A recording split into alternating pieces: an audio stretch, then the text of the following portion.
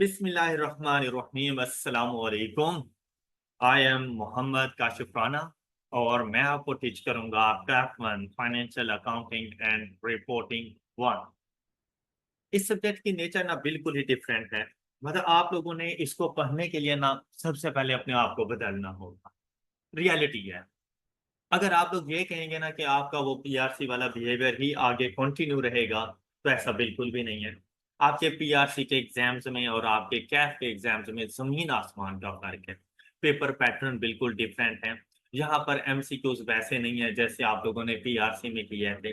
Difficulty level भी वैसा नहीं है। लाजमी बात है, अब आप लोग जैसे ही आगे बढ़ते जाएंगे आपका हर आने वाला सब्जेक्ट डिफिकल्ट होता रहेगा। लेकिन आप लोगों के लिए ये है कि आपका अब वो अंडरस्टैंडिंग लेवल नहीं है जैसे आप लोग पीआरसी में आके बैठे थे। अब लाज़मी बात है, आपको चीजें ज्यादा अच्छे तरीके से क्लियर हैं। जब आप लोग पीआरसी में आए थे ना, तो मतलब आपको अकाउंटिंग के बारे में जरा भी नॉलेज नहीं था कि व्हाट इज अकाउंटिंग। लेकिन अब अल्हम्दुलिल्लाह आप इस काबिल हैं कि आप चीजों को समझ सकते हैं कि बेसिकली अकाउंटिंग है क्या। इसीलिए आपको अकाउंटिंग का इंट्रोडक्शन हम लोगों ने पीआरसी में दे दिया। अब ये आपकी बेसिक अकाउंटिंग स्टार्ट हुई है जिसमें हम लोगों ने स्टैंडर्ड्स की डिस्कशंस वगैरह करनी है। और इसको हमने बिल्कुल ऐसा ही पढ़ना है जैसा कि हम अकाउंटेंट्स हैं और अकाउंटेंट्स ने किस तरह से अकाउंटिंग करनी है। लेकिन अब यहाँ पर ऐसा नहीं है कि आपका रफ वर्क मैटर नहीं करता। ऐसी कोई बात नहीं है, आपका रफ वर्क सबसे ज्यादा मैटर करता है। आपकी प्रेजेंटेशन मैटर करती है। आप चीजें किस तरह से लेके चल रहे हो, ये चीजें मैटर करती हैं। आपको मार्क्स वहीं से मिलते हैं। तो इंशाल्लाह हमारी फर्स्ट डे से ये कोशिश होगी कि मैंने आपको नॉलेज को इंशाल्लाह बेपनाह देना है। लेकिन अपने टेस्टिंग सिस्टम के जरिए मैंने आपको ये भी बताना है कि हम लोगों ने एग्जाम में बैठ के क्वेश्चंस को अटेम्प्ट कैसे करना है। बहुत सा प्रॉब्लम ये नहीं होता कि मुझे ये स्टैंडर्ड आता नहीं।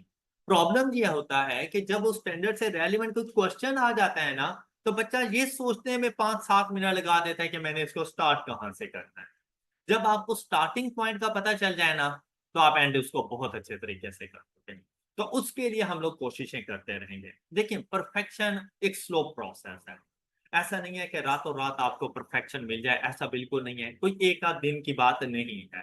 हम लोग जैसे ही आगे बढ़ते जाएंगे इंशाल्लाह। अभी देखिए, आप लोग जीरो पे बैठे हैं, लेकिन हर आने वाला दिन आप ऐसे ही समझेंगे जैसे आप में ना चाहे 1% ही क्यों नहीं, लेकिन एक इंक्रीज आपको देखने को मिलेगा। हमारे जो अप्रोक्सीमेट इसमें नंबर ऑफ लेक्चर्स होंगे ना, अप्रोक्सीमेट 100 तक जरूर जाएंगे। 110 भी हो सकते हैं, लेकिन इंशाल्लाह इससे ज्यादा नहीं होने वाले। विद इन टाइम इंशाल्लाह मेरा सिलेबस एंड हो जाएगा। देखिए, हर आने वाला चैप्टर भाई मुश्किल हो, लाजिम बात है। आपने फर्स्ट टाइम पढ़ना है, आपको उसमें थोड़ी बहुत प्रॉब्लम्स वगैरह रहेंगी, तो उससे घबराने की कोई जरूरत नहीं है। जब भी आप कोई न्यू चीज सीखने के लिए जाते हैं तो आपको मुश्किलात पेश आती हैं, इसीलिए हम लोग यहाँ पे मौजूद हैं। मैं आप लोगों के साथ बिल्कुल ऐसा ही बिहेव करूंगा जैसे आप किसी अपने बड़े भाई या अपने दोस्त, मतलब जिसके साथ आप कंफर्टेबल फील करो ना, मुझे वही बना लो।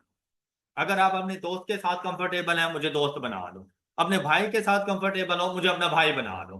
मतलब टीचर स्टूडेंट रिस्पेक्ट एक अलग जगह पे है।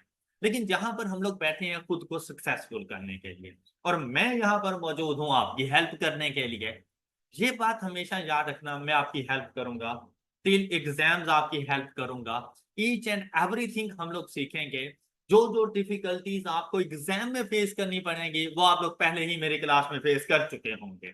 तो इंशाल्लाह एग्जाम्स में आप लोगों को एज सच वो प्रॉब्लम नहीं होने वाला। ऑलराइट, लेकिन मेहनत आपको ही करनी है। देखिए, मैं आपको यहाँ पे मैक्सिमम प्रैक्टिस भी करवाऊंगा, लेकिन भाई प्रैक्टिस तो आप लोगों ने ही करनी है। पेपर आप लोगों ने ही जाके अटेम्प्ट करना है। यहाँ पर जब तक आप लिखेंगे नहीं, तब तक आपको चीजें नहीं समझ आए। देखिए, लिखेंगे तभी तो मुझे पता चलेगा कि कहाँ पे डेफिशिएंसी है, किस चीज को इंप्रूव करने की जरूरत है। आप फर्स्ट ट्राई खुद से करेंगे तो पता चलेगा ना कि आप कितने परसेंट तक पहुंचे हैं, मजीद इसको कितना हम लोगों ने इंप्रूव करना है। तो ये एक ऐसा प्रोसेस है जिसमें हम दोनों ने मिलजुल के चलना है। मतलब अगर मैं सिर्फ अकेला मैं मेहनत करता रहूं, आप कुछ ना करें, तब भी उसका कोई, हम लोग उस मकसद तक नहीं पहुंच पाएंगे। आप मेहनत करें लेकिन मैं आपके मुकाबले में वैसी मेहनत ना करूं, तब भी हम उस अपने पर्पस को अचीव नहीं कर पाएंगे। तो हम दोनों को ना मिलजुल के चलना होगा। और आपकी कामयाबी में बेशक हमारी कामयाबी है, सच्ची सी बात है भाई। आपकी नाकामी हमारी नाकामी होती है। तो ऐसा नहीं है कि हम एक दूसरे का सहारा बने और दोनों ही एक दूसरे को कामयाब कर, ताकि जो आप लोगों ने आज से अपने माइंड में सेट कर लेनी है ये बात कि आपकी FAR1 के अंदर फुल एंड फाइनल अटेम्प्ट है, फर्स्ट एंड फाइनल अटेम्प्ट है। आपके इसमें दोबारा से अटेम्प्ट ना आए, पेपर पास करना कोई मसले वाली बात नहीं। ये होती है जस्ट कुछ टेक्निक्स। देखिए नॉलेज जरूरी है, विदाउट नॉलेज तो कुछ भी नहीं है ना, लेकिन सिर्फ नॉलेज की बेस के ऊपर पेपर नहीं पास होते। मैंने बहुत से ऐसे बच्चों को देखा है जिनके पास नॉलेज बेपनाह है, कॉन्सेप्ट्स भी क्लियर हैं, लेकिन उनका पेपर रह जाता है, टेक्निक्स की कमी होती है। तो इंशाल्लाह हमारा यहाँ पर जो फोकस है उन टेक्निक्स के ऊपर भी होना है कि हम लोग अपने एग्जामिनर से शॉर्ट टाइम ड्यूरेशन के अंदर एंड फुल प्रेशर इन्वायरमेंट के अंदर मैक्सिमम मार्क्स कैसे ले सकते हैं। ये हमारी अचीवमेंट्स है, ये हमारी कामयाबी है। देखिए भाई, आपको बेपनाह नॉलेज हो लेकिन आपका पेपर फेल हो जाए, लोग यही अज्यूम करेंगे कि आपको अकाउंटिंग नहीं आती। लेकिन अगर आपका नॉलेज थोड़ा बहुत कम भी रह जाए ना, 80-90% पे भी, लेकिन आप पेपर को पास कर जाए, लोग यही समझेंगे कि you are expert in FAR1। तो हम लोगों ने बिल्कुल, देखिए मार्क्स भी जरूरी, मार्क्स मतलब अपने आप को सक्सेसफुल करना, 80-90%, 100% जरूर रहेंगे, लेकिन लोगों को दिखाने के लिए स्टेटस भी पास आना चाहिए। हमारा नॉलेज है, अच्छा है, जरूरी है, ये ईच एंड एवरीथिंग देखेंगे। सबसे पहली बात बेटा, बहुत सी ओरिएंटेशन क्लासेस में डिफरेंट टीचर, देखिए हर टीचर का बेटा अपना अपना फॉर्मेट, अपना अपना पैटर्न, मैं गलत किसी को नहीं कहता, लेकिन मंजिल सबकी एक है, रास्ते जुदा जुदा है। जरूरी नहीं जो रास्ता मैं चुनूं बाकी टीचर्स भी वही चुने, या जो दूसरे टीचर्स रास्ता चुन रहे हैं मैं उसी रास्ते पे चलूं, ये जरूरी नहीं। हाँ ये अलग बात है भाई, मैंने भी सिलेबस अपना टाइम पे एंड कर, जब सिलेबस एंड करूंगा आपको इंशाल्लाह सब कुछ आता होगा, हम लोग तमाम चैप्टर्स पढ़ चुके होंगे, हमारे सीक्वेंस में चेंज आ सकता है, मे बी मैं किसी और चैप्टर से स्टार्ट करूं, उन्होंने किसी और चैप्टर से स्टार्ट किया हो सकता है। लेकिन यहाँ पर देखें बहुत से टीचर्स ग्रिड वगैरह शेयर करते हैं बच्चों के साथ कि इसकी ये इंपॉर्टेंस है, इसकी ये इंपॉर्टेंस है, यहाँ से ये क्वेश्चन आया है, अपनी अजम्पशंस बताते हैं कि अब ये आने के चांसेस हैं। देखें क्या अजम्पशन में सर्टेनिटी है, तो मैं अजम्पशन नहीं बता, तो मेरा the one and only rule, तमाम चैप्टर्स इंपॉर्टेंट हैं और हम हर चैप्टर के ऊपर इक्वल इंपॉर्टेंस देंगे कि इन केस आए क्या मुझसे कुछ भी पूछ ले तो मैं इस बात में ना रहूं कि काश मैं ये कर लेता, मैं अपने आप को 5% भी डाउट पर नहीं लेके जाऊंगा। तो मेरे लिए चैप्टर नंबर 1 से लेकर चैप्टर नंबर 13 तक ईच एंड एवरीथिंग बहुत इंपॉर्टेंट है और मैंने उसको अपनी तरफ से 100% करना है। हाँ ये अलग बात है कि कुछ चैप्टर्स की वेटेज कम है, कुछ चैप्टर्स की वेटेज ज्यादा है, लेकिन आई कैप है, भरोसा नहीं किया जा सकता। तो इस वजह से हम लोग इस किस्म के किसी कॉन्सेप्ट पे भी नहीं जाएंगे। आई कैप के लिए कुछ भी मुश्किल नहीं है कि वो डिफरेंट स्टैंडर्ड्स को मिक्स करके छोटे छोटे स्टैंडर्ड्स को एक लेंथी सा क्वेश्चन बना दे, उसके लिए कोई मुश्किल बात नहीं है। तो हम लोग अपने आप को हर चैप्टर से रेलिवेंट 100% पे रखेंगे। हम इवन के अपने आप को थ्योरेटिकली बेसिस पे भी अपने आप को तैयार रखेंगे, मतलब आपने अपना सिर्फ जो फोकस है न्यूमेरिकली नहीं रखना, आपने अपने आप को थ्योरेटिकली भी बिल्कुल प्रिपेयर करना है। यही वजह है कि मैं स्टडी टेक्स्ट को प्रेफर करता हूँ। आपके लिए जो स्टडी मटेरियल है ना वो आपका आई कैप का स्टडी टेक्स्ट, हम मोस्टली प्रैक्टिस वगैरह अपने तमाम कॉन्सेप्ट्स वगैरह यहीं से पढ़ेंगे। हाँ कहीं पर अगर मुझे जरूरत महसूस हुई कि इसके लिए कुछ एडिशनल प्रैक्टिस क्वेश्चन देने चाहिए तो मैं अलग से आपको नोट्स प्रोवाइड कर दूंगा, तो वो आप उनकी डिस्कशन वगैरह भी हम लोग कर लिया करेंगे। अदरवाइज आपका अब जो स्टडी टेक्स्ट डिजाइन किया गया है ना, इसमें आपके तमाम तर प्रीवियस पास्ट पेपर्स भी शामिल हैं और ये अप टू डेट है, तो आपको उस हवाले से परेशान होने की जरूरत नहीं है। आपके सारे पास्ट पेपर्स यहाँ पे मौजूद हैं, हर चैप्टर से रेलिवेंट हैवी से क्वेश्चन भी मौजूद हैं, लेकिन जो रिसेंट 1-2 अटेम्प्ट्स के यहाँ पर पेपर नहीं होंगे वो हम अलग से डिस्कस करते हैं। उन क्वेश्चंस को जो रेलिवेंट टॉपिक से होंगे हम उनको अलग से डिस्कस कर लेंगे। ये बात याद रखिएगा कि आई कैप का जो पेपर वगैरह हमारे पास आता है ना, उसमें डिफरेंट स्टैंडर्ड ना मिक्स होते हैं, तो आप लोग अभी उस लेवल पर नहीं होंगे कि आप किसी हैवी से क्वेश्चन को उठाकर बैठ। हाँ जब मैं आपसे कहूं कि इन इन टॉपिक से रेलेवेंट क्वेश्चन सॉल्व हो सकते हैं तो वो हम लोग जरूर करेंगे, लेकिन आपने ना अपने आप को डीमोटिवेट नहीं होने देना। एट द एंड जब हम लोग जाएंगे ना, फिर चाहे आप किसी भी दुनिया की बुक का कोई भी क्वेश्चन उठा के बैठ जाएं, आप इंशाल्लाह उसको सॉल्व करेंगे और बहुत अच्छे तरीके से सॉल्व करेंगे। लेकिन अभी के लिए आपने सिर्फ मेरे साथ साथ चलना है कि मैं कॉन्सेप्ट्स किस तरह से डिलीवर कर रहा हूँ, क्वेश्चन को सॉल्व कैसे करना है, जैसा फॉर्मेट में आपको बताऊं आपने उसी फॉर्मेट को फॉलो करना है। मतलब अपनी तरफ से कोई एज सच चेंजेस ना लेके आइएगा, क्योंकि हमारा मकसद यहाँ पे मैक्सिमम मार्क्स गेन करना है। और अपने आप को ना आपने हमेशा इसी कोशिश में रहना है कि खुद को 100% रखना है हमने। मतलब अगर मैं आज एक लेक्चर स्टार्ट करता हूं ना, तो आपकी क्या एफर्ट्स होंगी। मैं देखिए, आप इस स्टेज पे नहीं बैठे हुए कि मैं आप लोगों को बताऊं कि ये आपकी होम असाइनमेंट है, आपने ये करके आना है, कल को आके मैं ये चीज चेक करूं। हाँ, मैं जरूर करूंगा ऐसा भी। लेकिन इन केस अगर मैं कभी कुछ नहीं भी बताता, तो ये मैंडेटरी है कि हमने जितना पढ़ लिया है वो आपकी होम असाइनमेंट है, कि आपने घर में जाकर उसको अच्छे से रीड करना है, उसके कॉन्सेप्ट को देखना है। आप लोगों ने चीजें साथ साथ चलती रहेंगी ना, तो आप इजीली उसको कवर कर सकते हो। लेकिन अगर आपने आज का लेक्चर कल के लिए छोड़ दिया और वो आप लोगों के लिए ओवरबर्डन हो गया, तो लाजमी बात है आपका एक सब्जेक्ट तो नहीं है, इसके साथ बाकी सब्जेक्ट्स भी हैं। हम लोगों ने घर में जाके सिर्फ FAR 1 तो नहीं पढ़नी, हम लोगों ने बाकी सब्जेक्ट्स को भी टाइम देना है। हमारी कामयाबी सिर्फ FAR 1 पास करने के ऊपर तो नहीं है ना, हम लोगों ने बाकी सब्जेक्ट्स भी साथ में पास करने हैं, वो हमारी कामयाबी है। देखिए, यहां पर मैं तो आपको हेल्प करूंगा FAR 1 से रेलिवेंट, लेकिन क्या आपने सिर्फ FAR 1 का पेपर पास करना है, कैसा है? तो लानी बात है आपने तो बाकी सब्जेक्ट्स के लिए भी टाइम निकालना होगा। तो ये एक बेस्ट मेथड होता है। देखिए भाई, आपके जो भी रेलिवेंट टीचर हो किसी भी सब्जेक्ट से रेलिवेंट, कोई ऐसा टीचर नहीं है जो अपने सिलेबस ना कंप्लीट करते हैं। तो इस वजह से अगर आप लोग सिर्फ अपने रेलिवेंट टीचर के साथ चले ना, आपका syllabus with in time complete होगा। और ना सिर्फ वो सिलेबस कंप्लीट होगा, बल्कि आप पीछे मुड़कर देखेंगे ना तो आपको सारे चैप्टर्स भी आते हैं। आपने उन स्टूडेंट्स को फॉलो नहीं करना जो सिलेबस एंड होने का वेट करते हैं और उसके बाद अपनी रिवीजन स्टार्ट करते हैं, आपने उनको फॉलो नहीं करना। ये गलत स्ट्रेटेजी होती है। आपने हमेशा टीचर के साथ रहना है। सपोज अगर मैं आज आपको 4th चैप्टर पे हूं, तो आपको ये पता हो पिछले तीनों चैप्टर्स मुझे आते हैं और 4th चैप्टर मेरा चल रहा है, आपने कामयाब हो जाना है। आपके ऊपर बर्डन नहीं होना। एट द एंड बाकी सारी अवाम स्टूडियो में बिजी होगी, आप लोग ये सोच रहे होंगे यार पढ़ूं क्या मैं, क्यों? क्योंकि आप अपना पहला सारा काम कर चुके हो। वो डेज जो बाकी लोग याद करने में लगाते हैं ना, आपने उन डेज में जस्ट अपनी रिवीजन करनी है। याद आपने टीचर के साथ साथ ही करनी। और ये सबसे ज्यादा इजी वे है। देखिए भाई, टाइम ने गुजर जाना है। अगर आज हम लोग इस सेशन का स्टार्ट कर रहे हैं, तो लाजिमी बात है एक ना एक दिन एंड भी कर रहे होंगे, और लाजिमी बात है एग्जाम से पहले ही कर रहे होंगे। एग्जाम्स के बाद इंशाल्लाह हम अपना रिवीजन प्लान भी डिस्कस करेंगे कि रिवीजन किस तरह से करनी है हम लोगों ने।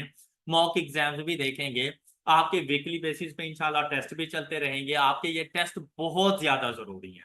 मतलब अगर आप लोग ये समझे ना कि मैंने क्लास तो अटेंड कर ली यार, आज टेस्ट आज रहने दें, नहीं अटेंड करते या हम लोग टेस्ट नहीं सॉल्व करते, तो समझ लो कि कामयाबी मुश्किल हो जाती है। उन्हीं टेस्टों से तो आपको और मुझे पता चलेगा कि आप किस लेवल पर मौजूद हैं, आपने क्या चीज इंप्रूव करने की जरूरत है, कहां पर आप मिस्टेक कर रहे हो। उन्हीं टेस्टों से ही तो हमें पता चलता है। अदरवाइज क्लास में बैठे हुए गर्दन हिला लेने से नॉलेज कभी भी नहीं आता। तो आप लोग कहीं ना कि टीचर बोल रहे हैं और आप उसको सेकंड किए जा रहे हो, कभी नॉलेज नहीं आता इस तरह से। तो यहाँ पर फील होगा कि आपको बातें समझ आ रही हैं, लेकिन असल में पता उस टाइम पे चलता है जब आप अकेले बैठ के उस चीज को सॉल्व करने लगते हो। बहुत से स्टूडेंट्स की ये प्रॉब्लम्स होती हैं कि जब घर जाके बैठते हैं ना, कहते हैं उस टाइम पे नहीं समझ आया था। तो भाई आपने डेली बैठ के उसको देखना है कि क्या ये चीजें मुझे समझ आ गई हैं। इनकेस नहीं आई, अगले दिन आके आप जरूर पूछें। क्वेश्चनिंग आप लोगों का राइट है, विदाउट एनी हेजिटेशन आपने क्वेश्चनिंग करना। मैंने आपसे पहले भी कहा कि मिलजुल के चलना है, पढ़ाई पे ज्यादा फोकस करना है। हमारा मिशन यही है, इस पे कंसंट्रेट करना है, इसमें किसी किस्म का कोई कंप्रोमाइज स्टडी पे नहीं करना हम लोगों ने, तभी हम लोगों ने सक्सेसफुल हो जाना है।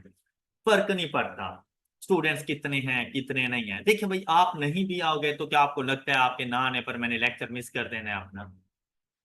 क्या आपको लगता है? लेकिन आपका नुकसान हो जाए।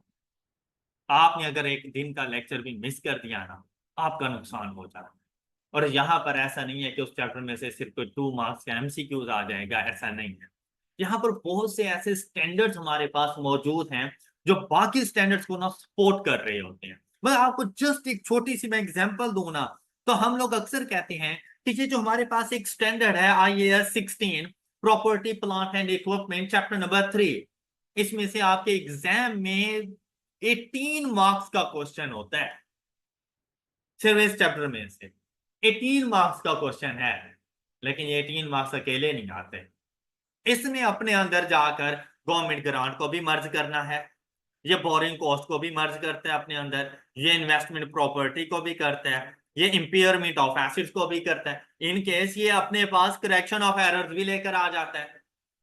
तो ये 3 मार्क्स उस टाइम तक नहीं आते जब तक ये 6 के 6 चैप्टर्स ना आते हो। अब ये भी जरूरी नहीं कि एक ही क्वेश्चन में 6 के 6 चैप्टर्स आ जाएं, कोई 3 स्टैंडर्ड होती हैं, कोई 4 स्टैंडर्ड आ जाते हैं, इस किस्म का मिक्सचर बना के देता है। तो यहां पर भाई अगर मैं बात करूंगा ना, सपोज मैंने बात की प्रॉपर्टी प्लांट एंड इक्विपमेंट की, भाई इसने अपने अंदर बोरिंग कॉस्ट को भी लेकर आना है, एक पॉइंट उसका होगा, गवर्नमेंट ग्रांट का भी हो सकता है, कोई इन्वेस्टमेंट प्रॉपर्टी भी हो सकती है। तो हम लोगों ने इंडिविजुअल बेसिस पर तो चैप्टर्स को देखना ही है, लेकिन हम इनको कंबाइंड फॉर्म के अंदर भी देखेंगे कि जब ये एक दूसरे के साथ मिलकर आएंगे तो हमने इसको कैसे सॉल्व करना है। इसीलिए फर्स्ट डे से आपके लेक्चर्स बहुत इंपॉर्टेंट हैं। ऑलराइट, देखें ये सारी बातें आप लोगों के फायदे के लिए हैं। अगर आप लोग मेरा साथ देंगे तो लाजिम बात है सक्सेसफुल आप लोग ही होंगे। मतलब जैसे ही आपका रिजल्ट आएगा इंशाल्लाह दोबारा आपको FR 1 नहीं पढ़नी पड़ेगी, उसके लिए आपको मेरा साथ देना पड़ेगा। ये एक कड़वा घूंट है जो अभी हमने पीना है, लेकिन इसकी तासीर बड़ी मीठी है जब आपके रिजल्ट की सिचुएशन में। जैसे ही आपके सामने स्टेटस आएगा ना कि स्टेटस पास, तो आप खुद देखें वो 6 माह पिछले मेहनत किए हुए हम लोग भूल जाएंगे, क्योंकि उसका रिजल्ट बड़ा बेहतरीन मिला। देखिए यहां पर भाई ऐसा नहीं है कि लास्ट के 2 मंथ्स की मेहनत आपके काम आए, ऐसा नहीं। ये हमेशा फर्स्ट डे से मेहनत करोगे तभी जाके आप लोगों ने कामयाब, और ऐसे ही लोग फर्स्ट अटेम्प्ट में कामयाब हो जाते हैं। इस बात का इससे कोई ताल्लुक नहीं है कि भाई पहले आप बोर्ड के पोजीशन होल्डर रहे या आप एक एवरेज स्टूडेंट रहे। आई कैप को भाई इस बात से कोई गर्ज नहीं है। आई कैप ने सिर्फ ये देखना है कि भाई इस फील्ड में आकर के आप कंसिस्टेंट हैं, बस इतनी सी बात है। और अगर आप कंसिस्टेंट हैं तो आप सक्सेसफुल हैं। ऑलराइट, यहां पर पढ़ने का भी अंदाज थोड़ा सा डिफरेंट है। भाई आप किसी और से इंप्रेस ना हो, सीधी सी बात है। लोग अगर आपसे ये कह रहे हैं ना कि भाई मैं तो 16-16 घंटे पढ़ता हूं, तो झूठ बोल रहे हैं। ऐसी कोई बात नहीं है, कोई 16 घंटे पढ़ने की जरूरत नहीं होती। अगर आप उनको पढ़ता हुआ देख लेना तो आप लोग कहेंगे कि यार बाकी ये 16 घंटे टाइम ही वेस्ट। तो आपको ऐसा करने की जरूरत नहीं है। आप जब भी पढ़ने के लिए बैठे ना, मैं नहीं कहता कि आप अकाउंटिंग को 3-4 घंटे पढ़ें, नहीं, आप सिर्फ 1 घंटा पढ़ना, लेकिन वो 1 घंटा सिर्फ अकाउंटिंग के लिए हो। मतलब उस टाइम पे आप बैठ गए हैं ना, आपको फिर सिर्फ अकाउंटिंग ही नजर आए। फिर आपको ये ना पता हो कि आपके मोबाइल पे किसी के मैसेजेस कॉल्स आ रहे हैं, आपके घर में गेस्ट आ रहे हैं, आपको कुछ हो रहा है, आपको भूख लग रही है, आपको प्यास लग रही है, उस टाइम पे ये ना हो। सिर्फ 1 घंटा दो, लेकिन अकाउंटिंग को भी पता चले कि किसी ने उसको पढ़ा है। बाकी सारा टाइम आप अपना एंजॉय करें।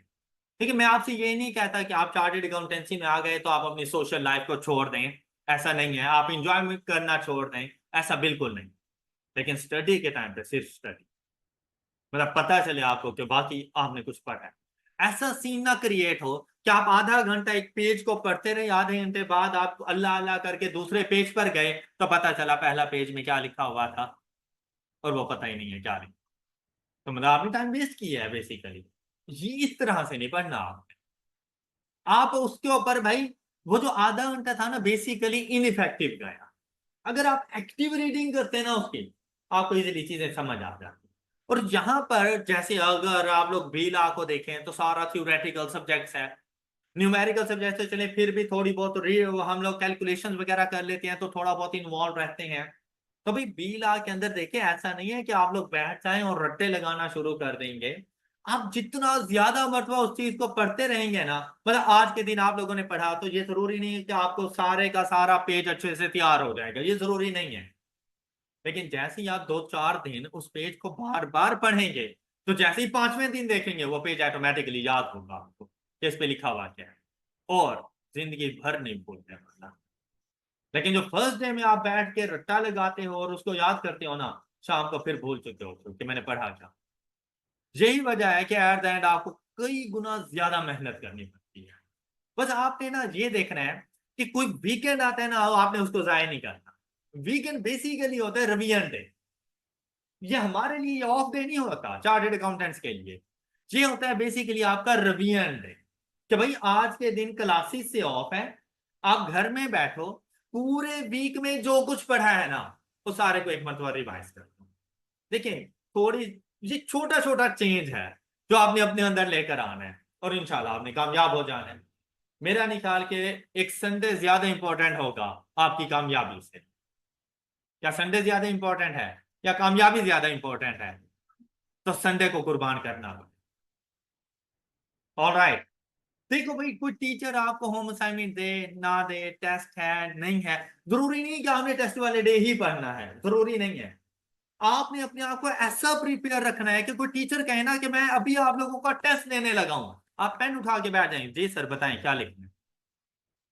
तो आपका ये माइंड सेट होना चाहिए। उस पर आपने रोना नहीं शुरू कर देना कि सर ये क्या बात हुई, आपने तो बताया ही नहीं था। भाई वो टेस्ट आपकी कामयाबी के लिए है। आप तो बड़े लकी हैं कि आपके टीचर आपसे टेस्ट ले रहे हैं, और इसमें बेनिफिट आपके आपके टीचर का टोटली नुकसान है इस चीज में। क्यों? टेस्ट अलग से बनाने पड़ेंगे, चेक अलग से करने पड़ेंगे, बहुत सारे मसाइल आ जाते हैं। जबकि जो टीचर टेस्ट नहीं लेगा उसके लिए तो आसानी ही आसानी है, आए लेक्चर डिलीवर करें, जाएं, बच्चे जो कुछ कर रहे हैं रहने दें। देखिए भाई, यहाँ पर हमारा फोकस आप पे होता है। ऐसा नहीं है कि आप लोग मुझे देखेंगे कि मैं आऊंगा अपना लेक्चर डिलीवर करके चला जाऊंगा, ऐसा कुछ भी नहीं है। हम लोगों ने, मैंने कहा कि मिलजुल के चलना है, तो भाई मुझे कंसर्न रहेगा आपकी स्टडी से। आप क्यों नहीं आ रहे, मुझे इस बात से कंसर्न रहेगा। आप टेस्ट क्यों नहीं दे रहे, ये भी लाजिम बात है, मेरे लिए प्रॉब्लम है कि बच्चा टेस्ट क्यों नहीं दे रहा। टेस्ट दिया और फेल हो गए, भाई मेरे लिए टेंशन वाली बात है कि ऐसा क्या हुआ है कि पूरा मैंने एक लेक्चर एक टॉपिक खत्म कर दिया तो बच्चा फेल क्यों हुआ है। ये मेरे लिए परेशानी वाली बात है। तो लाजिम बात है, हम इसके ऊपर काम करेंगे, और हमारे पास एनफ टाइम है। इन तमाम जितनी भी हमारे अंदर छोटी छोटी डेफिशिएंसीज हैं, इनको कवर करने के लिए बहुत ज्यादा टाइम है। लेकिन मैंने आपसे पहले ही कहा कि परफेक्शन रातों रात नहीं आएगी, ये एक स्लो प्रोसेस है। आप इंशाल्लाह अपने अंदर डे बाय डे इंप्रूवमेंट जरूर देखेंगे, क्या में इंप्रूवमेंट आ रही है। जैसे ही हम आगे बढ़ते जाएंगे इंशाल्लाह FR1 से रेलिवेंट आप में कॉन्फिडेंस होगा कि यार मैं कुछ करने की सलाहियत रखूं। हमारी जो टेस्टिंग होगा, देखिए भाई, बहुत से बच्चों को इस बात पे एतराज भी होता है कि मेरे टेस्ट बहुत मुश्किल होते हैं। मैं मानता हूँ ये बात हकीकत है कि मैं जो टेस्टिंग सिस्टम है ना मेरे, वो काफी स्ट्रांग है। बड़े मुश्किल टेस्ट होते हैं। देखिए, हर चीज के ना डुअल एस्पेक्ट्स है। बच्चा ना एक चीज देख रहा होता है, उसका दूसरा इमेज वो नहीं देख पा रहा होता, जिसकी वजह से वो अपनी तरफ से कोई भी अजम्पशन क्रिएट कर देता है। वो गलत भी हो सकती है। क्या? कि जैसे अगर मैंने पढ़ाया, लाजिम बात है यार मैंने क्या पढ़ाया वो मुझे पता है, टेस्ट भी मैंने बनाना है, मेरे लिए कोई मुश्किल चीज नहीं है कि मैं पूछूं ही वही कॉन्सेप्ट जो मैंने पढ़ाए हैं, और मुझे पता होगा कि मेरा बच्चा इजीली सॉल्व भी कर सकता है। आप सबके अच्छे अच्छे मार्क्स भी आ सकते हैं, आप सब लोग 80-90% पे भी मौजूद होंगे। आप लोग कहेंगे क्या बात है, कितने बेहतरीन टेस्ट हो रहे हैं। एक अप्रोच ये है। दूसरी अप्रोच ये है कि मैंने आपको पढ़ाया है तो मुझे पता है मैंने क्या पढ़ाया है, मैं वो पूछूं ही ना जो मैंने पढ़ाया है, मैं पूछूं उसी टॉपिक में से, कॉन्सेप्ट्स भी वही हों, लेकिन सिर्फ मेरा पूछने का स्टाइल बदल जाए। मतलब देखिए, आपका आई कैप का जो भी पेपर होता है ना वो अनसीन है। आप पास पेपर उठा के देख लेना, तो भाई करंट अटेम्प्ट का पेपर प्रीवियस अटेम्प्ट से मैच नहीं करता, बिल्कुल डिफरेंट, बिल्कुल न्यू क्वेश्चंस होते हैं। यहां पर ऐसा नहीं है कि जो आप लोगों ने चीजें पढ़ी हुई हैं वही बार बार रिपीट हो रही, हाँ कॉन्सेप्ट्स वही है, वैसा ही है, लेकिन भाई थोड़ी बहुत डिफिकल्टी लेवल इंक्रीज हो रहा है। अगर आप लोग 2018, 19, 20 के पेपर्स उठा के देखें और आप लोग 2024 के पेपर्स उठाकर देखें, जमीन आसमान का फर्क है।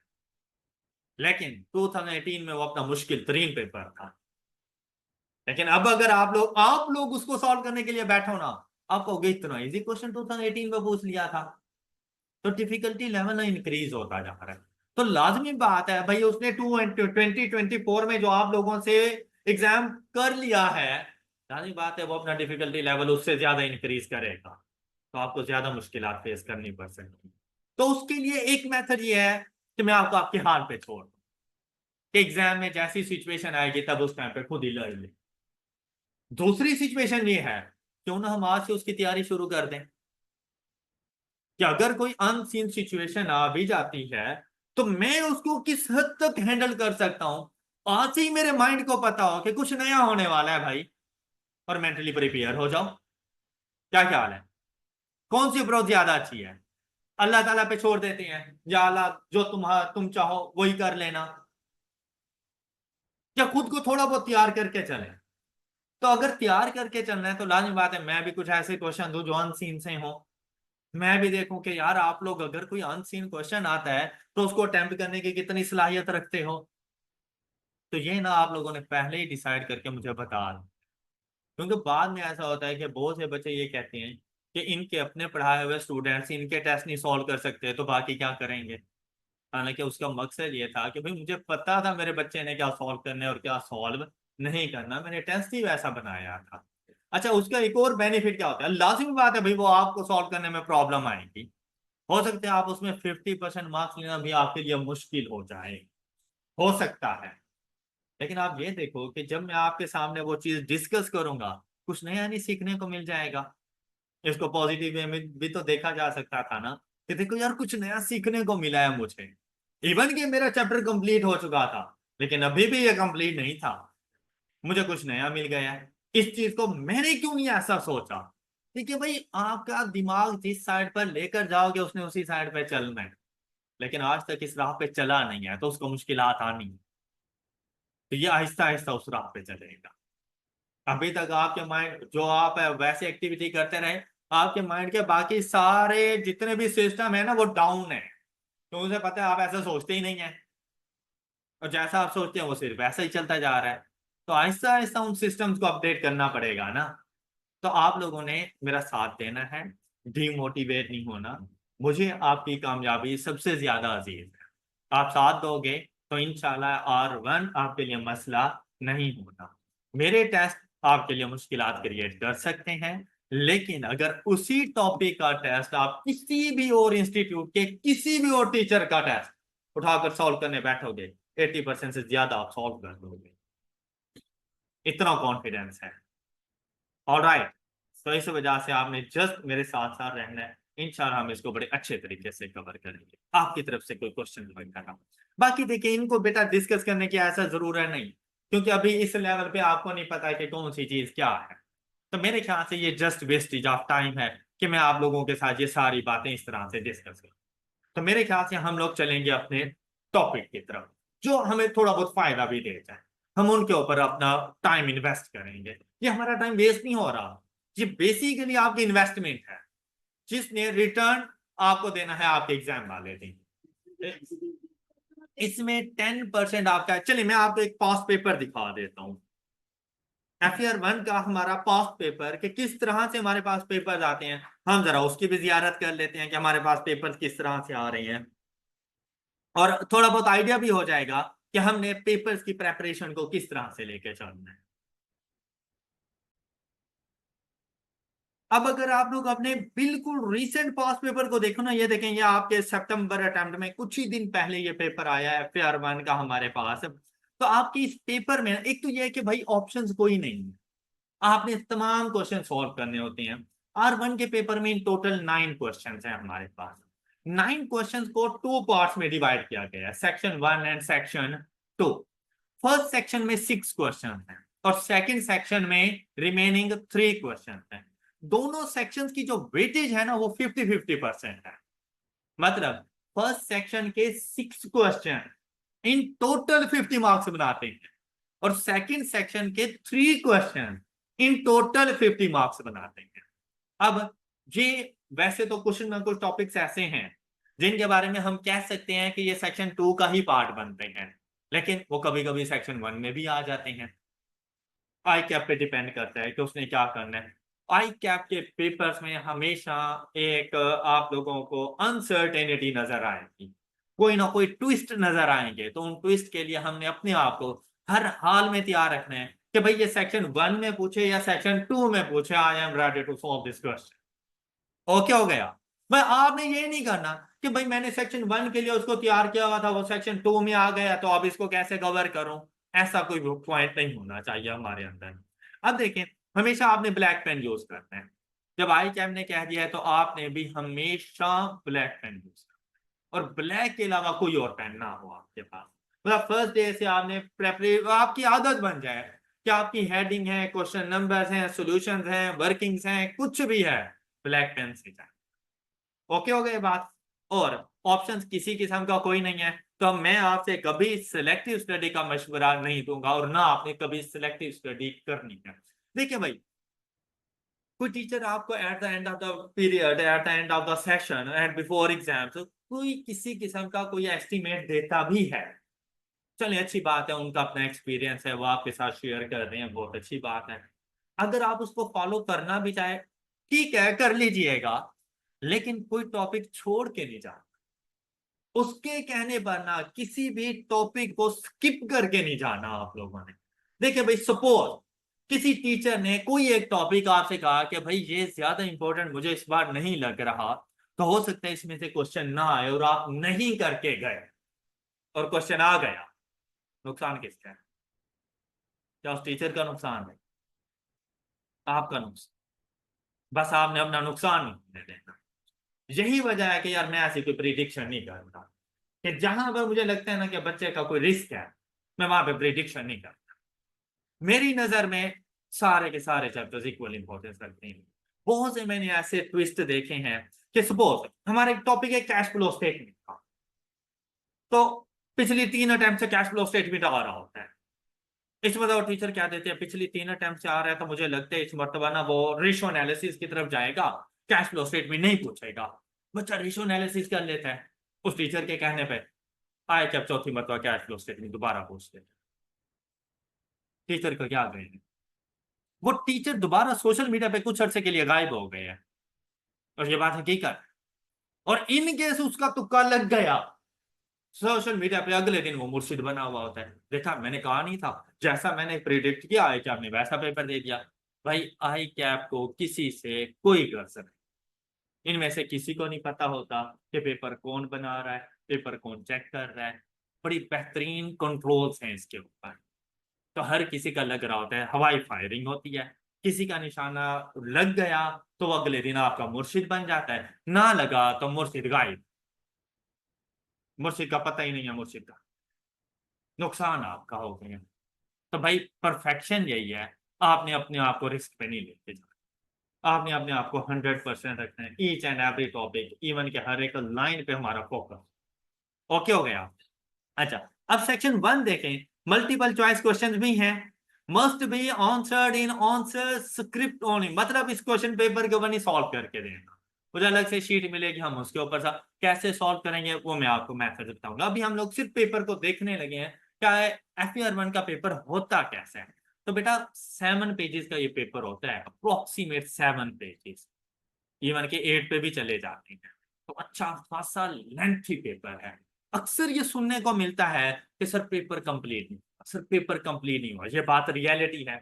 अब यहाँ पर जब मैं आप लोगों से रेगुलर टेस्ट ले रहा होता हूँ ना, इवन कि आप लोग भी मुझसे ये बातें करेंगे कि सर जो आपने क्वेश्चन दिया था ना टेस्ट के अंदर, वो बेसिकली 20 मार्क्स का था, 20 मिनट्स का था ही नहीं, आपने टाइम बहुत कम दिया।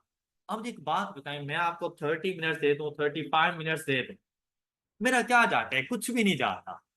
लेकिन जब तक मैं आपको ये टाइम प्रेशर नहीं डालूंगा, तो फिर तो ऐसा होगा कि इन 3 घंटों में आप सेक्शन 1 करके बैठे हुए होंगे, और वो बंदे आपके 50 मार्क्स, वो अभी 50 में से 50 तो आपके आएंगे नहीं, तो पेपर तो फेल हो गया ना। तो मैंने आप लोगों को सिर्फ ये नहीं बताना कि क्वेश्चन सॉल्व ऐसे होता है, ये अलग बात है कि आप 1 घंटे में, क्या नहीं भाई, मैं आपको बताऊंगा कि क्वेश्चन सॉल्व ऐसे होता है, लेकिन विद इन टाइम कैसे होता है हमने वो भी देखना है। कि भाई अगर ये क्वेश्चन है 20 मिनट्स का, तो हमें 20 मिनट्स में इसको कैसे सॉल्व करना था। तो उसके लिए लाजमी बात है भाई, हमें एफर्ट ज्यादा पुट करनी पड़ेगी।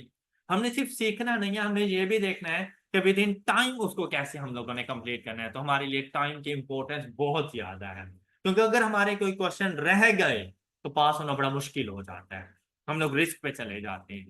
तो भाई लाजमी बात है आपने मेरा साथ इस हवाले से भी देना है कि अगर मैं आपको 20 मिनट्स दे रहा हूं ना, तो उसके पीछे कोई ना कोई वजह है कि मैं आपको 20 मिनट्स दे रहा हूँ। अदरवाइज मैं आपको 30, 35, 40 मिनट्स भी तो दे सकता हूँ। भाई वो बेसिकली आपका नुकसान है अगर मैं आपको उस क्वेश्चन के रिक्वायर्ड टाइम से ज्यादा टाइम देता हूं। तो यहां पर देखें आपके पास सेक्शन 1, वहां का पहला क्वेश्चन। अच्छा, सेक्शन 1 की जो मैक्सिमम जो क्वेश्चन आता है ना, वो ऑन एवरेज चले 10 मार्क्स तक रहता है। सेक्शन 1 के जो क्वेश्चन होते हैं ना, ऑन एवरेज 10 मार्क्स तक रहते हैं। वह 8 मार्क्स, 7 मार्क्स, 10 मार्क्स इस तरह से चलता रहेगा। अब जैसे ये क्वेश्चन नंबर 1 आया, अब आपको ये तो अभी नहीं पता चलेगा कि ये कौन कौन सी स्टेटमेंट, कौन कौन सा क्वेश्चन, लेकिन इसके मार्क्स देखें 5 + 5 10 मार्क्स। क्वेश्चन नंबर 1 गया। क्वेश्चन नंबर 2 पे गए। अब देखें ये क्वेश्चन नंबर 2 है आप लोगों के पास, ये देखें 8 मार्क्स का ये आ गया। अब क्वेश्चन नंबर 3 के पास गए। डिफरेंट डिफरेंट स्टेटमेंट्स होती हैं, इवन के इंडिपेंडेंट स्टेटमेंट्स होती हैं। उसने आपकी FR1 को निचोड़ के रख देना है। उसने एक पॉइंट पूछना है, सिर्फ 2 नंबर को, उसे पता चल जाना है बच्चे को ये स्टैंडर्ड आता है या नहीं आता। तो अपने आप को उस लेवल तक जाके हमने तैयार करना है। तो ऐसा मत समझिएगा कि हर स्टैंडर्ड को हमने 10 मार्क्स के लिए प्रिपेयर करना है, तो ऐसी कोई बात नहीं है। इवन कि उसमें से 2 नंबर की कुछ स्टेटमेंट भी दे देता है, तो मुझे पता होना चाहिए कि मैंने इसका आंसर कैसे करना है। अब थर्ड क्वेश्चन को देखें, 8 मार्क्स का क्वेश्चन हमारे पास आ गया। फोर्थ क्वेश्चन आपके पास छोटा सा क्वेश्चन लेकिन 6 मार्क्स का है। फिफ्थ क्वेश्चन आपके पास आया 8 मार्क्स का। और सिक्स्थ क्वेश्चन हमेशा आपके एमसीक्यूज है। सिक्स्थ क्वेश्चन आपके एमसीक्यूज। अच्छा, आई क्या आपको देखें, बड़ा बेहतरीन फॉर्मेट है भाई। 9 एमसीक्यूज होते हैं लेकिन मार्क्स 10 होते हैं। एक एमसीक्यूज 2 मार्क्स का होता है, बाकी 8 एमसीक्यूज 1 मार्क्स। ऑलराइट, तो आपका ये जो एमसीक्यूज है ना, वो इन टोटल आपके पास 9 होंगे, लेकिन उनके अगर मार्क्स देखे जाएं, अब देखिए ये वाला एमसीक्यूज था जो 2 मार्क्स पे चला गया था, और आप लोगों के पास टोटल 9 एमसीक्यूज आ गए या इस तरह से। तो 10 मार्क्स से कंफर्म एमसीक्यूज मौजूद है, और ये हर चैप्टर में से हो सकते हैं। मतलब ये नहीं कहा जा सकता कि भाई इस चैप्टर में से एमसीक्यूज है और इसमें से न्यूमेरिकल क्वेश्चन नहीं। भाई आई कैप कुछ भी कर सकता है, कोई भी क्वेश्चन बना सकता है। फिर सेक्शन बी में जाए ना, तो यहां पर ऑन एवरेज 17 मार्क्स होते हैं हर क्वेश्चन के। ऑन एवरेज मतलब कोई 16 का होगा, कोई 17 का होगा, कोई 18 तक का चला जाएगा, इस तरह से। क्वेश्चन नंबर 7 देखें, अच्छे खासे लेंथी क्वेश्चन होते हैं। मतलब वो जो पीआरसी में आप क्वेश्चन देकर डर जाते थे ना, सर ये तो बहुत लेंथी क्वेश्चन है, भाई यहाँ पर 2-2 पेजेस के ऊपर एक क्वेश्चन होता है, और वो आपके 17-18 मार्क्स होते हैं इन टोटल। तो भाई कभी भी क्वेश्चन की लेंथ से नहीं घबराना, वहां पर मार्क्स लेना सबसे ज्यादा इजी होता है। फिर यह है कि उसको सॉल्व करने की एक टेक्निक है, जो कि इंशाल्लाह हम लोग इसके ऊपर काम करेंगे। अब जैसे ही आपने क्वेश्चन नंबर 7 देखा, ये देखें 9 + 7 16 मार्क्स बन गए। क्वेश्चन नंबर 8 की तरफ गए, 18 मार्क्स आ गए। क्वेश्चन नंबर 19 की तरफ गए, ये देखें ये आपका क्वेश्चन इन टोटल कितने 16 मार्क्स, ये टोटल आपके 50 मार्क्स बन जाते हैं। और ये होता है आपका इन टोटल पेपर। तो अच्छा खासा एक लेंथी पेपर है। कैफ के हर पेपर को सॉल्व करने के लिए आपके पास 3 आवर्स एंड 15 एडिशनल मिनट्स भी होते हैं। वो जो 15 एडिशनल मिनट्स है ना, वो होता है आप लोगों का रीडिंग टाइम। देखें एडिशनल रीडिंग टाइम ऑफ 15, मतलब 3.25 घंटे का पेपर है। इन 15 मिनट्स में सपोज आपका पेपर स्टार्ट हो रहा है 9 बजे, आपको 9 बजे क्वेश्चन पेपर दे दिया जाएगा, आंसर शीट नहीं दी जाएगी। 9 बजे से लेकर अगले 15 मिनट तक सिर्फ क्वेश्चन की रीडिंग करनी है आपने, अपने पेपर को देखना है कि पेपर में आया क्या कुछ है। और जैसे ही 9:15 हो जाएंगे ना, उस टाइम पे आपके पास आंसर शीट्स आ जाएंगी, तब आप लोगों ने लिखना शुरू करना है। हम ये भी सीखेंगे कि हम लोगों ने उन 15 मिनट्स को यूटिलाइज कैसे करना है, क्योंकि उस टाइम पे कुछ लिख तो सकेंगे नहीं, आंसर शीट ही नहीं होनी। तो उन 15 मिनट्स को कैसे यूटिलाइज करना है, पेपर्स की रीडिंग कैसे करनी है, इंशाल्लाह हम इसके ऊपर भी अच्छा खासा टाइम इन्वेस्ट करेंगे। ऑलराइट, कोई क्वेश्चन अब आप लोगों की तरफ से? जी, कोई लेक्चर, पहली बात तो कोशिश करें कि आपका कोई लेक्चर मिस ना हो। ये सबसे प्रेफरेंस की बात है। जहां पर आप अपने बाकी कामों को प्रेफरेंस दे रहे हैं, वहां पे अपने लेक्चर्स को प्रेफरेंस दें। देखिए, हमारी जिंदगी में भी तो लाज़मी बात है, मसाइब आते हैं, बीमार हम भी होते हैं, जरूरी काम हमें भी पड़ते हैं। लेकिन अगर मैं छुट्टी कर लूंगा, इंशाल्लाह मैं नहीं करूंगा, लेकिन इनकेस कर भी लेता हूं ना, तो आपका नुकसान नहीं है। लेकिन अगर आप छुट्टी करते हैं ना, तो आपका नुकसान है। वैसे तो हमारी कोशिश होगी कि अगर कोई जेन्युइन प्रॉब्लम है तो आपको रिकॉर्डिंग्स प्रोवाइड की, लेकिन अगर ये रूटीन प्रॉब्लम है तो फिर आपको रिकॉर्डिंग नहीं मिलेगी, फिर आपका नुकसान। कोई जेन्युइन प्रॉब्लम होगा तो हम उस दिन की आपको रिकॉर्डिंग्स दे दें। लाजमी बात है, हर किसी के साथ इमरजेंसी केसेस हो सकते हैं, उसके लिए आपको रिकॉर्डिंग। कोई और क्वेश्चन, कोई बात आप डिस्कस करना चाहें, कोई बात आप पूछना चाहें? ऑल क्लियर, कोई इशू नहीं। अच्छा, अब हमारा जो पढ़ने का फॉर्मेट्स वगैरह होगा, देखें वैसे तो जिस तरह से मैं आपको लेके चलूँ ना, आपने वैसे ही चलना है। अपने आप को किसी और स्टूडेंट, किसी और इंस्टीट्यूट के किसी भी टीचर के साथ कंपेयर नहीं करना। हाँ, कंपेयर जरूर करना जब हम लोग अच्छा खासा पढ़ चुके हैं, तब आप में भी कुछ ना कुछ नॉलेज होगा मुकाबला करने के लिए, दूसरे ने भी कुछ ना कुछ पढ़ा हुआ होगा, तब जरूर कंपेयर कीजिएगा। लेकिन अभी अपने आप को सिर्फ प्रिपेयर करना है, अभी कंपेयर नहीं करना, अभी सिर्फ प्रिपेयर करना है। तो उसके लिए वैसे तो हम लोगों का अपना सीक्वेंस चलेगा, हम उसके मुताबिक चीजों को लेके चलेंगे, लेकिन हम लोग स्टार्ट करेंगे बड़े इजी से टॉपिक के साथ, जिसके साथ पहले से आपका वास्ता रहा, जिसे आप लोग स्टार्ट से ही मतलब पीआरसी लेवल से ही पढ़ रहे हैं। हम उससे आगे इसकी एक्सटेंशन पढ़ेंगे, और वो है हमारे पास हमारा चैप्टर नंबर 3। अब ये देख लें कि जैसे ही मैंने आपको चैप्टर नंबर 3 पढ़ाना है ना, रानी बताइए, जहाँ पीआरसी लेवल पे अगर आप लोग याद करें तो वहां पे इसका नाम था जस्ट डेप्रिसिएशन, ऐसे ही था ना। तो बेटा सिर्फ वो डेप्रिसिएशन की कैलकुलेशन थी कि किसी भी एसिड को डेप्रिशिएट कैसे करना है, थोड़ी बहुत डेफिनेशन वगैरह शामिल थी, और वो आई हो कि आप सब लोगों ने बहुत अच्छे तरीके से पढ़ा हुआ होगा। ऐसे ही है ना। यहाँ पर हम लोगों ने, अब देखें, जब हम लोग पीआरसी में पढ़ा रहे होते हैं ना, तो बच्चा अक्सर हमसे पूछता है, सर एसिड की वैल्यू हमेशा डिक्रीज तो नहीं होती, इंक्रीज भी तो हो जाती है, तब हम क्या करेंगे? अब हमें और वहां पर हम आंसर क्या करते थे? बेटा FR1 में जाके बताएंगे। एसिड की वैल्यू में अगर इंक्रीज आ रहा हो, तब हमने क्या करना है, वो हम लोग जरूर इधर जाके डिस्कस करेंगे। यहाँ पर अब ये स्टैंडर्ड फुल फ्लेज हम लोग पढ़ने जा रहे हैं, मतलब किसी भी चीज को स्किप नहीं करेंगे। अब एसिड की वैल्यू में इंक्रीज को भी देखेंगे, एसिड की वैल्यूज में डिक्रीज को भी हम लोग देखेंगे। तो हमारा जो स्टार्ट होगा ना, वो चैप्टर नंबर 16 से होगा। एक तो ये कि वेटेज बहुत ज्यादा है हमारे एग्जाम के अंदर, इस चैप्टर की वेटेज बहुत ज्यादा है। दूसरी बात, हमने एक कनेक्शन भी तो करना था ना, तो कनेक्शन आपके पीआरसी के साथ होना चाहिए, और वो कैसे बनेगा? जब हम लोग उसको उसके चैप्टर के साथ ही कनेक्ट कर देंगे, जो आप लोग वहां से डेप्रिसिएशन पढ़ के, मतलब आपको स्टार्ट में लगेगा कि जैसे कुछ ऐसा नया नहीं है, ये वही चीजें हैं जो हम लोग पहले से पढ़ते रहे हैं। तो आपका FR1 के अंदर ना इंटरेस्ट डिवेलप हो जाएगा। जैसे इंटरेस्ट डिवेलप होगा, तब हम लोग इसके न्यू न्यू कॉन्सेप्ट्स की तरफ आते जाएंगे। तो चैप्टर नंबर 3 की तरफ हम लोग चलते हैं। और अगर चैप्टर नंबर 3 में जैसे ही हम लोग पहुंचे, इसका स्टार्ट अगर आप लोग देखें, IS16 property plant and equipment, start में पूरे पीआरसी को कॉपी करके यहाँ पे पेस्ट कर, जो कुछ आपने पीआरसी के चैप्टर नंबर 6 में पढ़ा था ना, डेप्रिसिएशन, वो सारे का सारा वहां से कॉपी और यहाँ पर पेस्ट, मतलब सारा वही कुछ है। क्या कि हमारे पास सबसे पहले आ गया इंट्रोडक्शन, ये वो चीजें हैं जो आप लोग पहले से पढ़ कर आए हैं, तो हम इनके ऊपर ना बहुत ज्यादा टाइम नहीं वेस्ट करने वाले, मतलब हमें पता है, थोड़ा बहुत गो थ्रू जरूर कर लेते हैं, लेकिन हम लोग न्यू कॉन्सेप्ट ज्यादा से ज्यादा सीखेंगे।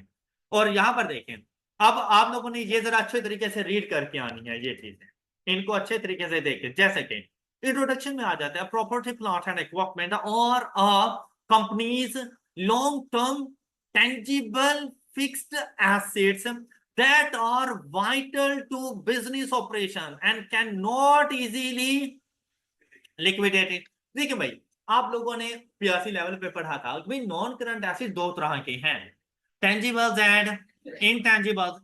टेंजिबल्स के साथ डील कर रहा होता है IAS 16, जिसे हम लोग कहते हैं प्रॉपर्टी प्लांट एंड इक्विपमेंट। तो यहां पर उसने डेफिनेशन नॉन करंट एसेट्स की नहीं की, टेंजिबल्स प्रॉपर्टी प्लांट एंड इक्विपमेंट की जाके की है। और जो इंटेंजिबल्स होते हैं जिनकी फिजिकल एग्जिस्टेंस नहीं होती, उनके लिए स्टैंडर्ड ही बिल्कुल डिफरेंट है, वो है नॉन करंट एसेट, लेकिन उनको साथ डील किया जाता है IAS 38, जो कि इंशाल्लाह FR2 के अंदर जाके पढ़ेंगे।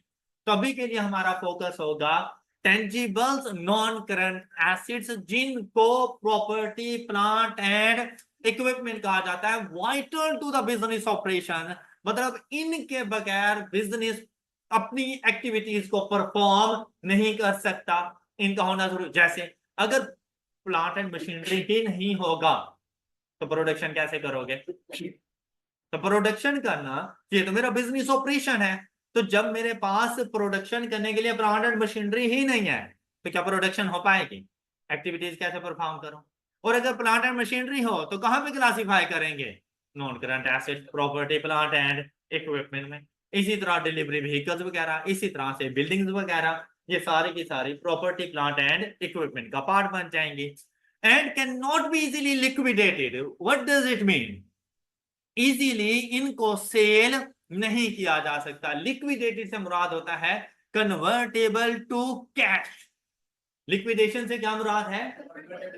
कहता है इजीली इसको कन्वर्टेबल टू कैश नहीं बनाया जा सकता। मतलब आप लोगों ने अपनी गाड़ी भी सेल करनी हो ना, तो आपको टाइम लग जाता है गाड़ी सेल करने में। क्या आप लोग उधर बताएंगे, शोरूम में खड़ी करेंगे कि भाई फॉर सेल है, लोग आपसे कांटेक्ट करेंगे, देखेंगे, मिलेंगे, आएंगे, टाइम लग जाता है। आपने अपना घर भी सेल करना हो ना, आपको टाइम लगे। अब सेल हो जाते हैं लेकिन इजीली नहीं होते जितनी इजीली आपकी इन्वेंट्री सेल हो सकती है। अब देखिए इन्वेंट्री कितनी जल्दी से सेल हो जाती है ना? इसीलिए तो करंट एसेट्स में है। और ये जो नॉन करंट एसेट होते हैं ये इजीली लिक्विडेशन की तरफ नहीं जाते। बात समझ आ गई? अब देखिए प्रॉपर्टी प्लांट एंड इक्विपमेंट और टेंजिबल आइटम्स दैट, अब इनको हम लोगों ने यूज करना होता है बिजनेस ऑपरेशन में, इनको सेल नहीं करना होता, क्योंकि अगर ये सेल पर्पस के लिए हो तो ये नॉन करंट एसेट्स नहीं होते। फॉर सेल हो तो वो तो इन्वेंट्री कहलाता है, और इन्वेंट्री हमेशा करंट एसेट का पार्ट बनती है। तो हम लोगों ने क्या करना है? हेल्ड फॉर, ये सबसे पहली बात इसकी कि non current asset property plant and equipment को आपने अपने पास रखना है यूज करने के लिए इन प्रोडक्शन। अब यूज कहां कहां पे करें? प्रोडक्शन में यूज करो। अगर आपका मैन्युफैक्चरिंग बिजनेस है तो प्रोडक्शन में यूज करोगे। तो कौन से एसिड ऐसे आ सकते हैं? प्लांट एंड मशीनरी, ऐसे ही है ना? दूसरा कहते हैं या फिर सप्लाई ऑफ गुड्स। सपोज कि आप ट्रेडिंग बिजनेस कर रहे हैं तो गुड्स की सप्लाई के लिए, कौन सा एसिड यूज कर सकते हो? व्हीकल्स, वैन वगैरह, तो वो आ जाएंगे यहां पर। और सर्विसेज फॉर रेंटल टू, कौन सी ऐसी चीजें जो आप दूसरों को रेंट पर दे सकते हो? बिल्डिंग्स, अब जहां पर बिल्डिंग्स आ गई। और फॉर एडमिनिस्ट्रेटिव पर्पसेज, एडमिनिस्ट्रेशन की तरफ अगर नजर दौड़ाओ तो आपको वहां पे कौन कौन से अपने एसेट नजर आएंगे? फर्नीचर नजर आएगा, कंप्यूटर नजर आएंगे, इलेक्ट्रॉनिक्स आइटम्स नजर आएंगे आप लोगों को, प्रिंटर्स वगैरह नजर आएंगे। ये सारे एडमिनिस्ट्रेशन ब्लॉक वाले तो यूज कर रहे होते हैं इन तमाम चीजों को। क्या इनके बगैर एडमिनिस्ट्रेशन चल सकती है? नहीं, तो वो भी आपके नॉन करंट एसेट्स हैं। या फिर are expected to be used during more than one period, और हमने इसको एक साल से ज्यादा से, ये तो सबसे पहली इसकी डेफिनेशन का पार्ट बनता है कि नॉन करंट एसेट हमेशा एक साल से ज्यादा की लाइफ रखते हैं। कोई मसला किसी को, तो इनको आप लोगों ने बिल्कुल एज इट इज जाके देख लेना है। फिर कहते हैं it is important to distinguish PP from intangible assets. अब पीपी कौन से होते हैं? Tangible assets. तो आपने इनको इनटेंजिबल एसेट से अलग करना है, और साथ में किससे अलग करना है आपने इसको? इनमें इंटेंजिबल्स और टेंजिबल्स। टेंजिबल्स होते हैं जिनकी फिजिकल एग्जिस्टेंस हो, जैसे कि ये फर्नीचर है, लैपटॉप है, बिल्डिंग है, व्हीकल्स है, लैंड है, फिजिकल एग्जिस्टेंस है। इंटेंजिबल्स कौन से होते हैं? जिनकी फिजिकल एग्जिस्टेंस ना हो। कहते हैं उनमें कौन कौन सी चीजें शामिल है? पेटेंट्स, सॉफ्टवेयर, कोई आपका ट्रेडमार्क होता है, कोई आपका ब्रांड नेम है, गुडविल है आपके बिजनेस वगैरह की, ये सारे के सारे आएंगे इंटेंजिबल एसेट्स के अंदर। Intangible asset do not have physical substance, physical existence इसकी नहीं होती। देखो मैं कहूंगा भाई मेरे पास गाड़ी है, आपको कहां पे है? मैं कहूंगा बाहर खड़ी हुई है। हम कहेंगे कि यार हमारी बिल्डिंग है, कहां पे है? ये देखो ये बिल्डिंग है हमारी। लेकिन भाई मेरे बिजनेस की गुडविल है, आप कहोगे कहां पर है? मैं कहां दिखाऊं कि मेरे बिजनेस की गुडविल? हाँ, मतलब शोहरत किसी भी नाम का। तो इस चीज को दिखाना बड़ा मुश्किल होता है, उसकी कोई फिजिकल सब्सटेंस नहीं होता हमारे पास। And therefore are classified and presented separately although they are also held for, even कि इनकी लाइफ भी 1 साल से ज्यादा होती है। तो 1 साल से ज्यादा हो तो नॉन करंट एसेट हमारे पास है ये। फिर देखो एंड और often vital to business operation intangible asset are accounted for under, और पढ़ेंगे FR2, हमारे सिलेबस का पार्ट नहीं है, बस इसके लिए इतना पढ़ लेना बहुत ज्यादा क्लियर। मैं इसके ऊपर बहुत ज्यादा फोकस करने की जरूरत नहीं है। फिर देखिए इन्वेंट्री। इन्वेंट्री क्या होती है? हर वो चीज जिसमें आप लोग ट्रेडिंग कर रहे हैं। इन्वेंट्री का ताल्लुक साइज से नहीं होता कि छोटी छोटी चीजें हैं तो इन्वेंट्री और बड़ी बड़ी चीजें हैं तो नॉन करंट एसेट्स, ऐसी कोई बात नहीं है। यूजेज को देखा जाता है। जैसा कि अगर मैं इस एसी की बात करूं, मेरे पास यूज हो रहा है, तो क्या मैं एसी में ट्रेडिंग कर रहा हूं? नहीं। तो मेरे लिए एसी एसेट है, टेंजिबल एसेट है, पीपीई का पार्ट। लेकिन मैंने इस एसी को कहीं से तो परचेज किया होगा। उस अगर इलेक्ट्रॉनिक शॉप पे नजर डालो तो उसने एसी जो रखे हुए हैं वो फॉर सेल पर्पस है, उसके लिए वो एसी नॉन करंट एसेट नहीं है। क्यों? यूजेज का फर्क है। मैंने फॉर यूज उसको रखा और उसने फॉर सेल रखा, तो उसके लिए इन्वेंट्री बन गई।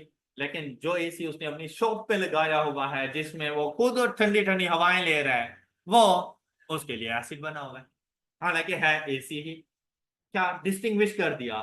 किस हवाले से? यूजेज के हवाले से। ऑलराइट, क्या आपको लगता है कि दूसरों के लिए तो वो एसी सेल कर रहा है लेकिन खुद एसी में नहीं बैठा हुआ होगा? क्या जब आप लोग जाते हैं क्या उन शॉप के ऊपर एसी नहीं लगे हुए होते हैं? क्या वो जो लगे हुए होते हैं आप क्या कहते हो, भाई यही उतार कर दो मुझे क्योंकि ये ठंडी हवाएं दे रहा है, पता नहीं बाकी दे या ना दे? कैसे ही है?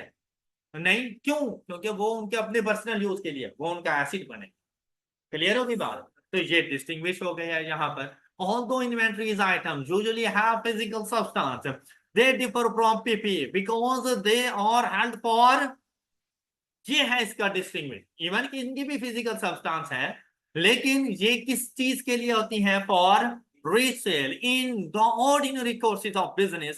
Inventories are accounted for under IAS, और ये आप ERC में पढ़ चुके हैं, इसको आगे आप लोग नहीं पढ़ते। हाँ, इसको पढ़ेंगे कॉस्ट एंड मैनेजमेंट अकाउंटिंग में, लेकिन फाइनेंशियल अकाउंटिंग में आप इसको नहीं पढ़ते। बात क्लियर? नेक्स्ट देखें। कहते हैं if an entity's main business is selling machine. अब मेन बिजनेस उसका क्या है? तो मशीन उसकी नॉन करंट एसेट्स नहीं है। वो मशीन जो उसने फॉर सेल पर्पस रखी है, वो मशीन उसके लिए इवन के लॉन्ग यूजफुल लाइफ होती है, लेकिन उसके लिए इन्वेंटरी है। लेकिन ये मशीन है वो कितनी, कुछ तो ऐसी मशीनें होंगी ना जो इन मशीनों को बना रही होंगी। हाँ, तो वो जो मशीनें इन मशीनों को बना रही हैं वो उसके लिए उसके एसेट्स हैं। तो कहता है those machines are inventory items and are not classified as PP। ये जो फॉर सेलिंग पर्पस है ये PP नहीं है, ये फॉर सेलिंग पर्पस है, तो ये इन्वेंट्री है। However, the plant and machinery used to produce the machines for sale in PP, the same goes for real estate business. Their corporate offices are PP, but the houses they sell are real estate property dealers वगैरह। जहां office उनका होता है वो उनके लिए उनका non current assets है। लेकिन जो बाकी शॉप्स हैं जो उन्होंने फॉर सेल पर्पस लगाई हुई हैं, जो बाकी घर वगैरह हैं जो फॉर सेल पर्पस हैं, अब बाहिर तो फिजिकल है, फिजिकल एग्जिस्टेंस है, हमारे पास टेंजिबल नॉन करंट एसेट्स हैं, पीपीई का पार्ट है, लेकिन क्या यूजेज डिफरेंट है। यूजेज क्या है, फॉर सेल पर्पस तो पीपीई का पार्ट नहीं बनेगा, कहां चला जाएगा, इन्वेंटरी। बात क्लियर, किसी को इशू? गुड। आगे हमारे पास आ जाता है रिकॉग्निशन। एक मर्तबा जरा इसको रीड करें, रिकॉग्निशन क्राइटेरिया को। हाँ जी, अब ये पढ़ के आपको लगा नहीं है जैसे पीआरसी में बिल्कुल सेम सेम ही पढ़ा था? तो बिल्कुल वैसी की वैसी, इवन के एग्जांपल्स तक बिल्कुल वही है, डेप्रिसिएशन मेथड्स तक बिल्कुल सेम कॉपी पेस्ट किया गया, उसके बाद न्यू चीजें स्टार्ट होती हैं। तो यहां पर ना आपने जो चीज याद रखनी है ना, वो है रिकॉग्निशन क्राइटेरिया। ये अच्छे तरीके से याद रखते हैं कि अगर आपसे कोई ये पूछे कि भाई रिकॉग्निशन क्राइटेरिया क्या है फॉर पीपीई, तो आपने कहना है the cost of an item of PPE shall be recognised as an asset if and only if. अब ये दो आप लोगों ने कंडीशन देखनी है। when it is probable that future economic benefits associated with the item will flow to the entity and the cost of an item can be measured reliably। अच्छा, इससे क्या मुराद है? हम लोगों ने कहा था कि आपको याद होगा, हमने कहा था कि कॉस्ट उस टाइम तक कैपिटलाइज करते रहना जब तक के एसेट अवेलेबल फॉर यूज ना हो जाए। क्या याद है बेटा? अगर एक बिल्डिंग अभी अंडर कंस्ट्रक्शन है तो क्या वो रहने के काबिल है? क्या वो रेंट पर देने के काबिल है? क्या उससे आपको कोई इकोनॉमिक बेनिफिट मिल सकता है? अभी नहीं। तो अभी तक आप उसको अपने पास बिल्डिंग के तौर पे पीपीई का पार्ट नहीं बनाओगे। क्यों? क्योंकि अभी अवेलेबल फॉर यूज नहीं। ऑलराइट। और जब वो अवेलेबल फॉर यूज हो जाए, मतलब बिल्डिंग की कंस्ट्रक्शन कंप्लीट हो चुकी है, तब जाकर आपने उसको रिकॉर्ड करना है। और तब आपको ये भी पता होगा कि इस बिल्डिंग के ऊपर आपकी टोटल कॉस्ट कितनी आई है। तो आपको ये भी पता होगा कि इस बिल्डिंग की टोटल वैल्यू आपके पास क्या है। राइट। तो ये दो चीजें देखनी है, इनमें से कोई एक नहीं, दोनों। क्या?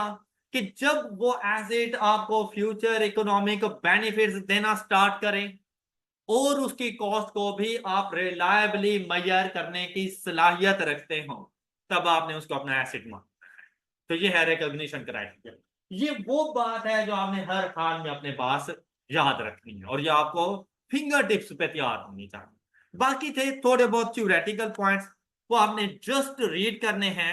लेकिन इसमें इस बात का ख्याल रखना है कि भाई किसी भी किस्म का कोई इमैटेरियल आइटम, ऐसा आइटम जिसके लिए, अब देखें भाई आपके पास 10,000 रुपए हैं, उसमें से अगर किसी को 10 रुपए दे दो तो क्या आपको कोई फर्क पड़ेगा?